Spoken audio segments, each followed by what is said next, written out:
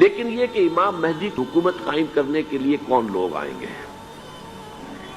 عرب جو ہیں وہ اندر سے کھوکھلے ہو چکے ہیں، عیاشی نے، دولت نے، پیسے نے، دولت، پیسہ، عیاشی، اس کی وجہ سے کھوکھلے ہو چکے ہیں۔ یہاں میں آپ کو دو حدیثیں سنانا چاہتا ہوں۔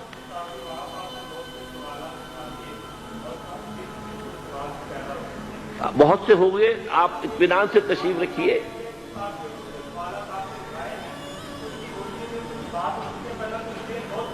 بہت ہوگی، بات ہوگی، آپ اس طرح صبر سے سن لیجئے۔ میں اب تقریباً اپنی گفتگو کے اختتام تک پہنچ رہا ہوں۔ سنن ابن ماجہ کی روایت ہے حضرت ابو ہریرہ سے رضی اللہ تعالی عنہ، قال قال رسول اللہ صلی اللہ علیہ وسلم اذا وقعت الملاحم بعث اللہ بعثا من الموالی هم اکرم العرب فرسا واجودہ سلاحا یوید اللہ بہم الدین، رواہ ابن ماجہ عن ابی ہریرہ رضی اللہ تعالی عنہ۔ جب ملاحم کا دور شروع ہوگا تو اللہ تعالیٰ اٹھائے گا ایک لشکر یا لشکروں پر لشکر موالی میں سے۔ موالی کون ہے؟ عربوں نے جب فتح کیا تھا اس پورے علاقے کو خلافت راشدہ کے دوران، اور پھر وہ لوگ جو ہے، ایک رائے تو یہ تھی کہ انہیں غلام بنایا جائے ساری آبادیوں کو، لیکن یہ کہ حضرت عمر کا اجتہاد تھا، اس کے مطابق جو ان کو غلام نہیں بنایا گیا تو وہ موالی کی حیثیت رکھتے ہیں۔ عربوں میں دم نہیں ہے، موالی میں سے لشکر اٹھیں گے کہ جو در حقیقت حضرت مہدی کی حکومت کو قائم کرے گا۔ دوسری حدیث سنیے، عن عبداللہ بن الحارث رضی اللہ تعالی عنہ، اور یہ ابن ماجہ کی روایت ہے، قال قال رسول اللہ صلی اللہ علیہ وسلم یخرج الناس من المشرق فیوطئون للمہدی یعنی سلطانہ، لشکر نکلیں گے، لوگ آئیں گے مشرق سے، اور وہ حضرت مہدی کی حکومت کو جمائیں گے اور قائم کریں گے۔ اب ذرا نوٹ کیجئے کہ جزیرہ نماء عرب کے مشرق میں کون سے ملک ہیں؟ تین: ایران، افغانستان، پاکستان۔ یہ تین سالڈ مسلم ممالک، مسلم آبادی اکثریت۔ ویسے تو یہ کہ آگے ہندوستان میں 20 کروڑ مسلمان ہیں، لیکن وہ 20 کروڑ جو ہے وہ تو 80 کروڑ کے اندر تحلیل ہو جاتے ہیں غیر مسلموں میں، لیکن یہاں جو معاملہ ہے یہ غالب اکثریت کے۔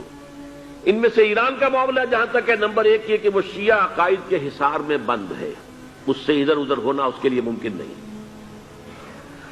حدیث میں یہ بھی آتا کہ اصفہان سے 70,000 یہودی دجال کا ساتھ دیں گے۔ لیکن بہرحال خراسان ایک صوبہ ہے افغانستان کا اس وقت بھی، شمال مشرقی کونے میں، مجھے امید ہے وہاں سے خیر کی، کیونکہ خراسان کا لفظ وہاں پہ شامل ہے، اور حضور کی حدیث میں بعد میں آپ کو سناؤں گا کہ خراسان سے فوجیں چلیں گی جو یروشلم کو دوبارہ حاصل کریں گی، فتح کریں گی۔ جیسے پہلے یروشلم کھویا عربوں نے تھا، دوبارہ حاصل کیا تھا کرد نے، کرد خون صلاح الدین ایوبی رحمت اللہ علیہ، ایسے اب پھر عربوں نے کھویا ہے، لیکن لینے والے خراسان سے لشکر آئیں گے۔ یخرج من خراسان رایات سود لا یردھا شیء حتی تنصب بإیلیا، خراسان کے علاقے سے کالے علم لے کر لشکر چلیں گے جن کے رخ کو کوئی موڑ نہیں سکے گا جب تک کہ وہ جا کر یروشلم میں نصب نہ ہو جائے۔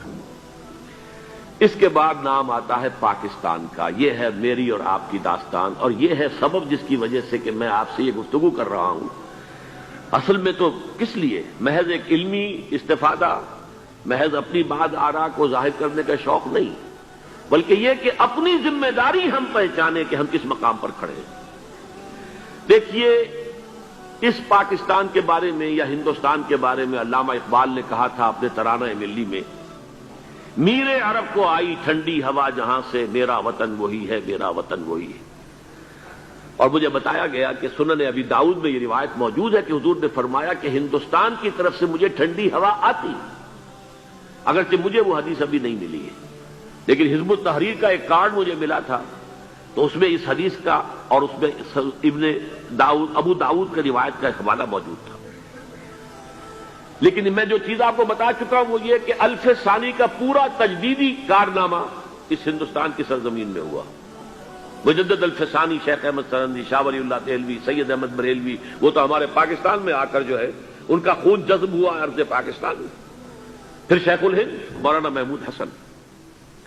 تحریک خلافت چلی تو صرف ہندوستان میں چلی اور کہیں نہیں چلی۔ آزادی کی تحریک چلی پوری دنیا میں، وہ نیشنلزم کی بنیاد پر چلی، ملے نیشنلزم، عرب نیشنلزم، ترک نیشنلزم. ہمارے ہاں چلی تو اسلام کے نام پر پاکستان کا مطلب کیا؟ لا الہ الا اللہ. پھر پاکستان قائم ہوا معجزے کے طور پر، بلکہ نازل ہوا ہے لیلۃ القدر میں.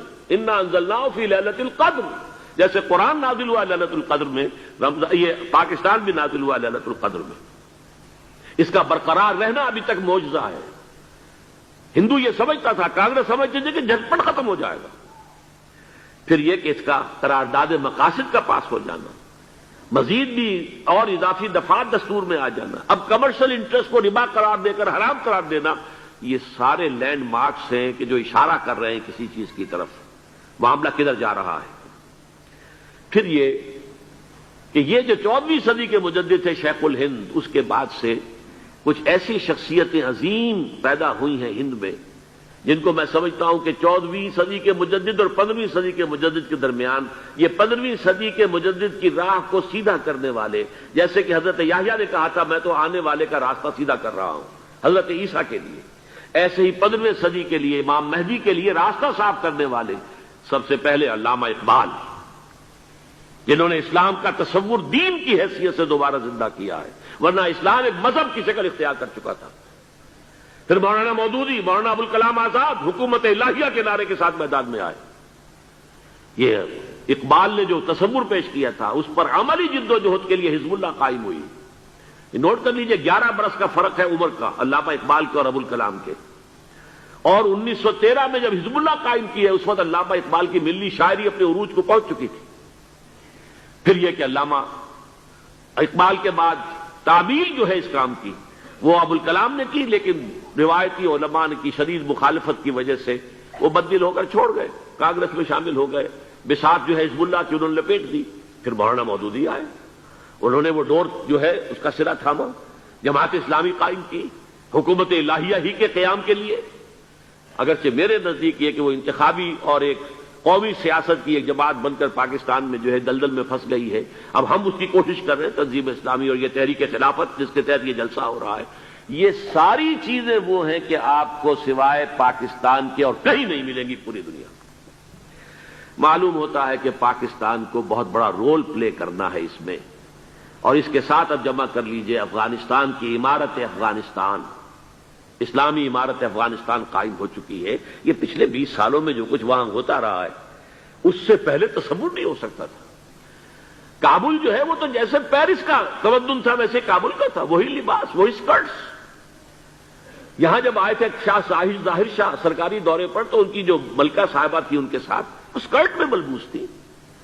کابل جو ہے وہ بالکل ایک پیرس کی طرح کا شہر تھا. آج کابل جو ہے جا کر دیکھیے.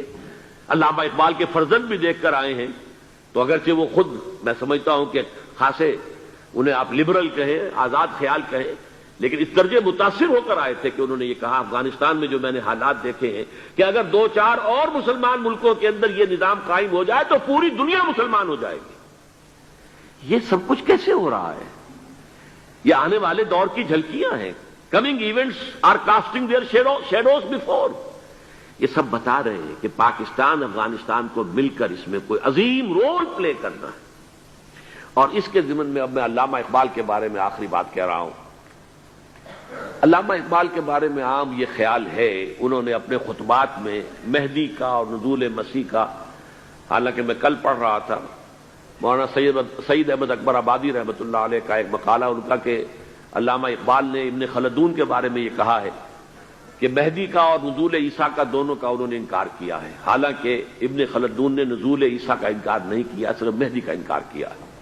بہرحال علامہ اقبال نے خطبات میں انکار کیا ہے. لیکن یہ کہ اپنی شاعری کے اندر میں چیلنج کرتا ہوں کسی بڑے سے بڑے اقبال شناس کو، ان کا یہ شعر ذرا سنیے. خضر وقت از خلوت دشت حجاز آید بروں، کارواں زی وادی دور و دراز آید بروں. خضر وقت، امام وقت، رہنمائے وقت، قائد وقت، خلوت دشت حجاز، حجاز کی صحرا کی کسی خلوت گزینی سے نکل کر باہر آئیں گے. میں حیران ہوتا ہوں علامہ کے اس فکر پر اور اس مصرے پر. یہاں انہوں نے شیعہ اور سنی دونوں کے کانسیپٹ جمع کر دیے. شیعہ کا کانسیپٹ یہ چھپے ہوئے کسی غار میں وہاں سے برآمد ہوں گے، اور ہمارا کانسیپٹ میں سلمہ رضی اللہ تعالیٰ عنہ کی حدیث سنا چکا، چھپے ہوئے ہوں گے وہ وہاں پر، مدینے سے نکل کر آ کر مکے میں چھپ جائیں گے۔ اس خانہ جنگی کی حالت میں لوگ ان کی طرف دیکھ رہے ہوں گے، سوچتے ہوں گے انہیں میدان میں آنا چاہیے، کوئی پارٹ پلے کرنا چاہیے، امت کی رہنمائی کرنی چاہیے، لیکن وہ چھپیں گے، وہ کارے ہوں گے، وہ اس ذمہ داری کو قبول نہیں کرنا چاہیں گے، جا کے چھپ جائیں گے مکے میں، وہاں سے مکے والے انہیں نکالیں گے، اور وہ کارے ہوں گے، انہیں بالکل یہ پسند نہیں ہوگا کہ یہ ذمہ داری اٹھائیں۔ تو خضر وقت از خلوت دشت حجاز آیت بروں، کارواں زی وادی دور و دراز آیت بروں، کارواں جو چلے گا ان کی مدد کے لیے اس وادی دور و دراز، اس عظیم وادی دور و دراز، یہ وادی سندھ ہے۔ وادی سندھ جو ہے ہم سمجھتے ہیں کہ صرف یہ پاکستان اور پنجاب جو ہے یہ اس میں شامل ہے، سندھ اور پنجاب نہیں، افغانستان کا پورا مشرقی علاقہ اس میں شامل ہے۔ جیسے دریائے جیلم سندھ میں جا رہا ہے، جیسے دریائے گلگت سندھ میں آ کر ملتا ہے، جیسے دریائے چناب اور راوی اور جیلم اور یہ سب جا رہے ہیں اور آ رہے ہیں، اسی طرح دریائے کابل کہاں سے آ رہا ہے، دریائے گومل کہاں سے آ رہا ہے، ٹوچی کہاں سے آ رہا ہے، یہ سارا جو ہے ڈرین جو ہو رہا ہے، ایسٹرن جو ہے پارٹ آف افغانستان، یہ سب وادی ہے۔ اس وادی کے یہ دو حصے ہیں، ایک حصہ جو ہے یہ ادھر پاکستان میں ہے اور اسی وادی کا دوسرا حصہ جو ہے وہ افغانستان میں ہے۔ کارواں زی وادی دور و دراز آیت بروں، کارواں چلے گا یہاں سے، یخرج ناس من المشرق یؤتون للمہدی یعنی سلطان ہی، مشرق سے فوجیں چلیں گی کہ جو مہدی کی حکومت قائم کریں گی، اور یخرج من خراسان رایات و سود، اور خراسان سے سیاہ پرچم چلیں گے کہ جن کا رخ کوئی موڑ نہیں سکے گا، حتیٰ تنصب بیلیا، یہاں تک کہ وہ جا کر یروشلم کے اندر نصب ہو جائیں گے۔ حضرات، میں ایک میری گفتگو کا حصہ باقی تھا لیکن میں اسے چھوڑ رہا ہوں، اس لیے کہ گلوبلائزیشن جو اس کی ہوگی، جو خلافت علی منہاج النبوہ کی تجرید کامل حضرت مہدی کے ہاتھوں عرب میں ہوگی، اس سے پہلے اس کے لیے محنت، کوشش، جد و جہد پاکستان اور افغانستان میں ہو چکی ہوگی جو اسے سپورٹ کرے گی اور وہاں جا کر حکومت قائم کرے گی۔